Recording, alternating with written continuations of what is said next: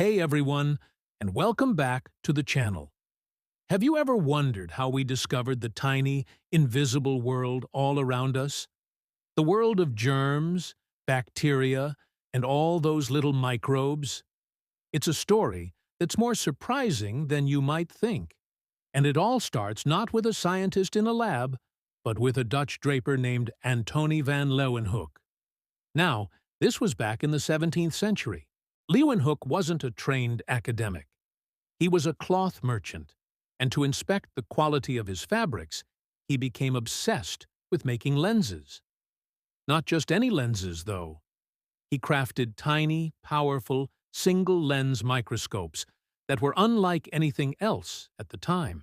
He was a master craftsman, grinding and polishing these little beads of glass to perfection.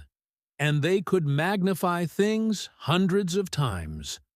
One day, out of pure curiosity, he decided to look at a drop of pond water. And what he saw blew his mind.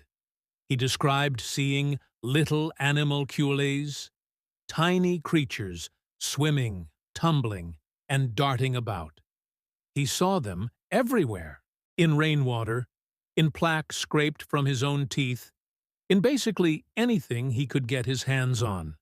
He was the very first person in history to witness the living world of microorganisms. Can you imagine the shock? For centuries, people believed life just spontaneously appeared. But Leeuwenhoek's observations were the first step in dismantling that idea. He meticulously documented everything he saw in letters to the Royal Society in London. At first, they were skeptical. A draper seeing invisible animals? It sounded crazy.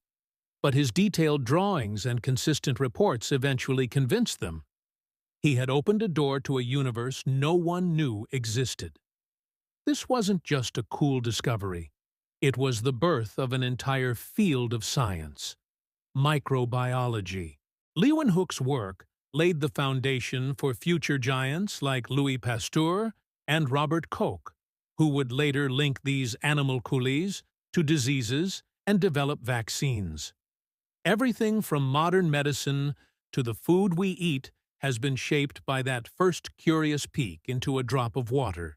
It just goes to show that sometimes the biggest breakthroughs come from the most unexpected places. Thanks for watching. If you found this as fascinating as I did, don't forget to hit that like button and subscribe for more amazing stories from history. See you in the next video.